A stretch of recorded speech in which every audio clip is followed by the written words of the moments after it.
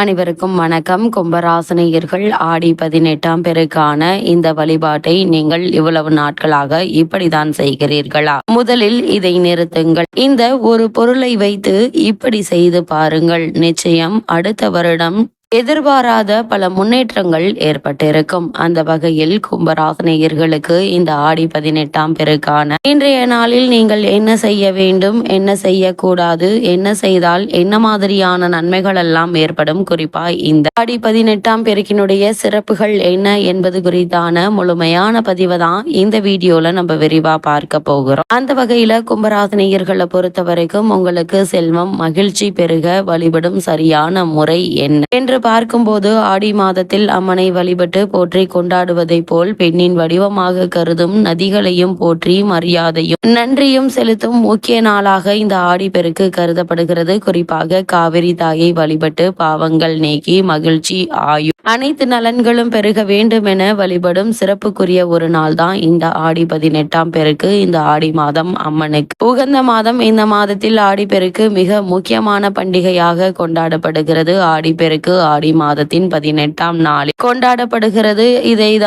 அதனால் இதை ஆடி 18ஆம் பெருக்கு என்று சொல்வது உண்டு. குறிப்பாக இது நிலத்திற்கும் பூமியை செழிக்க வைக்கும் நீர்நிலைகளுக்கும் நன்றி செலுத்தும் ஒரு புண்ணியமான நாளாகும். இந்த ஆடி பெருக்கு ஏன் கொண்டாடுகிறோம்? கங்கை நதி தன்னுடைய பாவங்களை போக்க கிருஷ்ண பகவானிடம் சென்று வழி கேட்டது. கிருஷ்ணர் காவிரி ஆற்றில் கலக்க சொன்னார். காவிரி ஆறு கிருஷ்ணரிடமிருந்து பாவங்களை போக்கும் சக்தியை பெற்றது. இதனால் சந்தோஷமாக விஷ்ணு இருக்கும் இடங்களுக்கு சென்றது. ஸ்ரீரங்கப்பட்டினம், சிவசமுத்திரம், ஸ்ரீரங்கம் போன்ற இடங்களுக்கு போய் ரங்கநாதரை வணங்கியது. இந்த நிகழ்வுதான் ஆடிப்பெருக்கு பண்டிகையாக கொண்டாடப்படுகிறது. ஆடி மாதத்தில் தென்மேற்கு பருவமழை அதிகமாக பெய்யும். காவிரி ஆற்றில் நிறைய தண்ணீர் வரும். விவசாயம் செழிக்க வேண்டும் என்பதற்காக இந்த நாளில் விவசாயிகள் வழிபடுவது உண்டு. சிலப்பதிகாரத்தில் ஆடி 18 முக்கியத்துவத்தை பற்றி சொல்லி இருக்கிறார்கள். ஆடி மாதம் சூரியன் கடகராசியில் பயணிக்கும் நேரம். இது விவசாய வேலைகளுக்கு முக்கியமான நேரம். மழை நிறைய பெய்து ஏரி குளம் எல்லாம் நிரம்பி வழியும். விவசாயத்திற்கு தேவையான தண்ணீர் கிடைக்கும். அதனால் விவசாயிகள் அடுத்த விவசாயத்திற்கு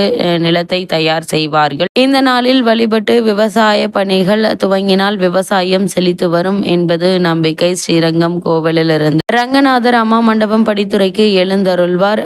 காவிரி ஆற்றுக்கு புடவை, கம்மல், கருப்பு மணி, தாலி கயிறு, வெற்றிலை பாக்கு, பழங்கள் எல்லாம் வைத்து சீர்கொடுக்கும் வைபவம் நடக்கும். இந்த பழக்கம் என்றும் தொடர்ந்து வருகிறது. இதனால் காவிரி தாயை ரங்கநாதரின் தங்கை என்று கூறுவார்கள். ஆடிப்பெருக்கு அன்று பெண்கள் புது தாலி கயிறு மாற்றி தங்களின் கணவருக்கு நீண்ட ஆயுள் கிடைப்பதற்காக வேண்டிக் கொள்வார்கள். ஆடிப்பெருக்கு அன்று காவிரி ஆற்றுக்கு சென்று பூஜை செய்து வழிபடுவார்கள். பூ, பழம், சாப்பாடு எல்லாம் காவிரி அன்னைக்கு படைப்பார்கள். புதிதாக திருமணமானவர்கள் தங்களின் திருமண மாலைகளை ஆற்றில் விட்டு வணங்கி வழிபடுவார்கள். இந்த நாளில் காவிரியில் புனித நீராடினால் பாவம் போகும், செல்வ வளமும் ஆரோக்கியமும் பெருகும் என்பது ஐதீகம். இந்த நாளில் தங்கம் உள்ளிட்ட சொத்துக்கள் வாங்கினால் பெருகும் என்பது நம்பிக்கை. காவிரி கரைக்கு சென்று வழிபட முடியாதவர்கள் தங்களுடைய வீட்டிற்கு அருகில் உள்ள நீர்நிலைகளுக்கு சென்று வழிபடுவது உண்டு. புதிதாக திருமணமான பெண்களுக்கு தாலி பெருக்கி போடும் வைபவம் இந்த நாளில் நடத்துவார்கள். மக்கள் குளக்கரைகளிலும் காவிரி அன்னையை நினைத்து பூஜை செய்து வழிபடுவது உண்டு. இவ்வளவு சிறப்புமிக்க ஆடிப்பெருக்கு இந்த 2025ஆம் ஆண்டு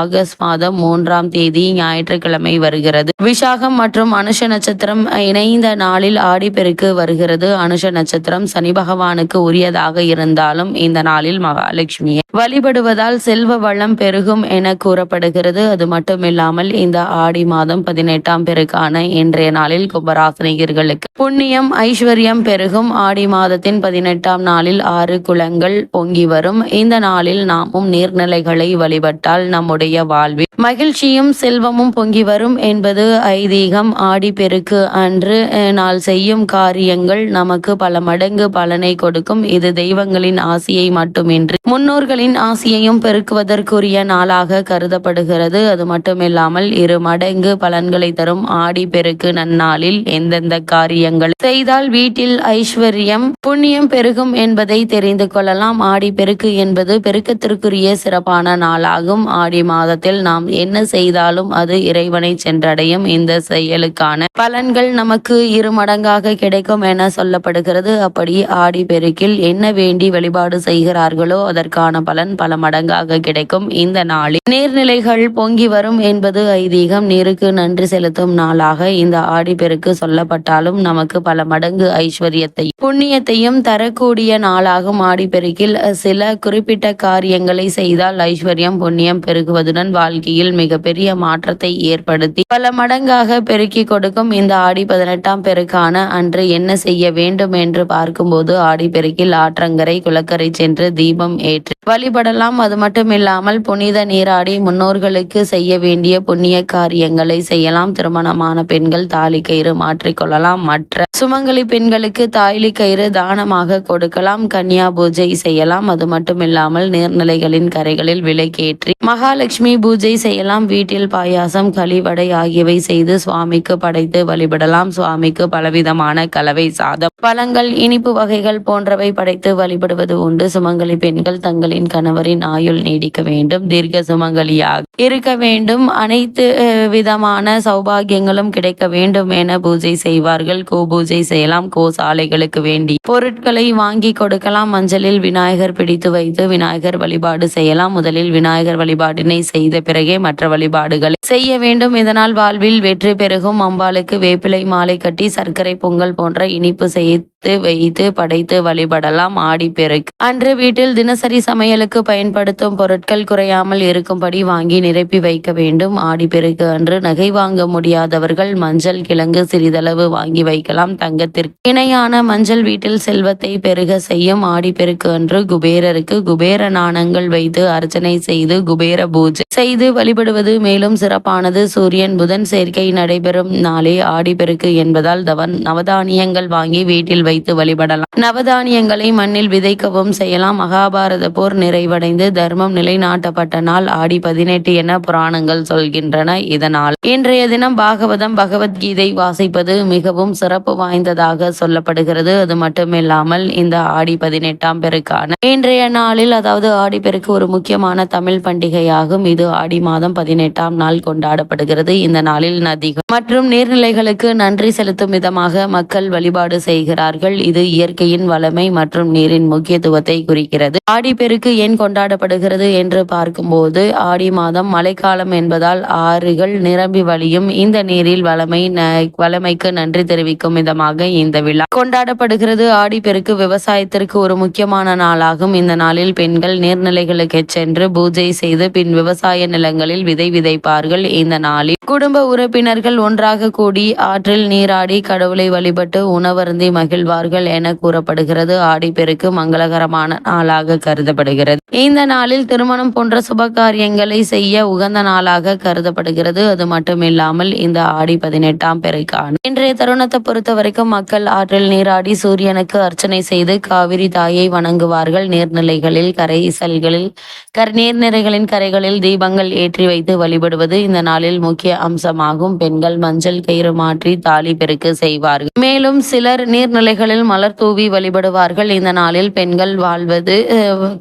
பெண்கள் கூழ் செய்து அதை மற்றவர்களுக்கு பகிர்ந்து உண்பார்கள். அது மட்டுமில்லாமல் சாதம் போன்றவை செய்து சாப்பிடுவார்கள். இந்த ஆடி 18ஆம் பெருக்கான இன்றைய நாளை பொறுத்த வரைக்கும் கும்பராசினியர்களுக்கு எதிர்பாராத பல முன்னேற்றங்கள் ஏற்படும். குறிப்பாக இந்த ஆடி 18ஆம் பெருக்கு என்பது பெருக்கு என்றாலே பெருகும் என்று அர்த்தம். அதாவது இன்றைய நாளில் நீங்கள் எது செய்தால் அவை பெருகும் என கூறப்படுகிறது. அந்த வகையில் கும்பராசினியர்கள் இன்றைய நாளில் தங்கம் வெள்ளி மனை வாங்கக்கூடியவர்கள் அதற்கான முயற்சிகள் மேற்கொள்ளக்கூடியவர்களுக்கு நல்ல முன்னேற்றம் ஏற்படும். அதே போல் தொழில் மற்றும் வியாபாரத்தில் புதிய கிளை ஆரம்பிப்பது அல்லது புதிதாக தொழில் தொடங்குவது சம்பந்தமான முயற்சிகளை இந்த ஆடி 18ஆம் நாளான இன்றைய நாளில் நீங்கள் தொடங்குவதன் மூலமாக உங்களுடைய தொழில் மற்றும் வியாபாரம் மேலும் பெருகும் என கூறப்படுகிறது. அதே போல ஒருவேளை நீங்கள் கடன் வாங்கி இருந்தால் அந்த கடனை அடைப்பதற்கான ஒரு சிறு தொகையை முடிந்த அளவுக்கு இன்றைய நாளில் நீங்கள் கொடுப்பதன் மூலமாக கூடிய விரைவில் அந்த தொகையை அடைப்பதற்கான வழி பிறக்கும் எனவும் எனவும் கூறப்படுகிறதுங்க. அது மட்டும் இல்லாம இன்றைய நாளில் உங்களால் இயன்ற அளவு யாராவது ஒருவருக்கு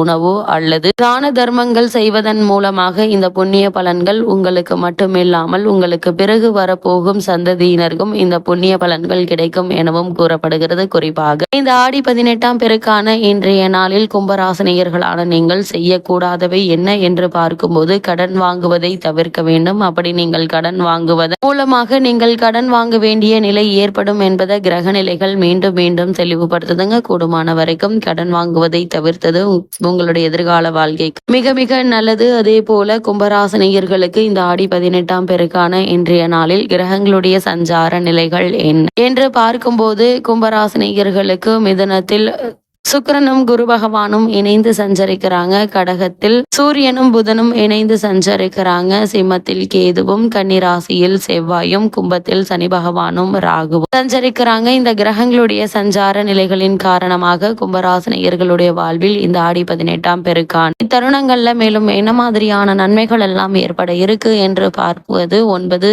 கிரகங்களின் பாதிக்கு பாதி, அதாவது 4 கிரகங்கள் உங்களுக்கு சகாயம் செய்யும் நிலையில் இருக்கின்றன. அதுவும் குறிப்பாக சுபகிரகங்களான குருவும் சுக்கிரனும் உங்களுடைய பஞ்சமஸ்தானத்தில் இருக்கிறார்கள். புதனும் சூரியனும் சத்ரு ருண ரோகத்தில் இருப்பது மேலும் சிறப்பு வாய்ந்த கிரக சஞ்சாரம் என்று தாங்க சொல்ல வேண்டும். அரசாங்க அனுகூலங்கள் உண்டு. வேலை வாய்ப்பு தேடுபவர்களுக்கு நல்ல ஒரு வேலை கிடைக்க இருக்கு. தகவல் தொழில்நுட்ப துறையில் உள்ளவர்களுக்கு முன்னேற்றம் உண்டுங்க. ஆசிரியர் தொழிலில் உள்ளவர்களுக்கு நல்ல ஒரு முன்னேற்றத்தை இப்போது நீங்கள் தாராளமாக எதிர்பார்க்கலாம். அதே போல புதிதாக வேலை வாய்ப்பு தேடிக்கொண்டிருக்கும் கும்பராசியை சேர்ந்தவர்களுக்கு இன்றைய நாளில் நல்ல ஒரு முன்னேற்றம் ஏற்பட இருக்குதுங்க. உங்களுடைய மனதிற்கு பிடித்த ஒரு நிறுவனத்தில் நல்ல ஒரு ஊதியத்துடன் கூடிய வேலை கிடைக்க இருக்கு. அது மட்டும் இல்லாம கலைத்துறை சிறப்பாக இருக்குங்க. உங்களுடைய பொருளாதார முன்னேற்றம் ஏற்படக்கூடிய ஒரு தருணம் என்று தாங்க சொல்ல வேண்டும். குடும்ப பிரச்சனைகள் கட்டுக்குள் இருக்கும். சனி ராகு ஆகிய கிரகங்களுடைய தோஷம் குறைந்து ஓரளவுக்கு முன்னேற்றம் ஏற்படக்கூடிய ஒரு தருணம் என்று தாங்க சொல்ல வேண்டும். காரணமே இல்லாமல்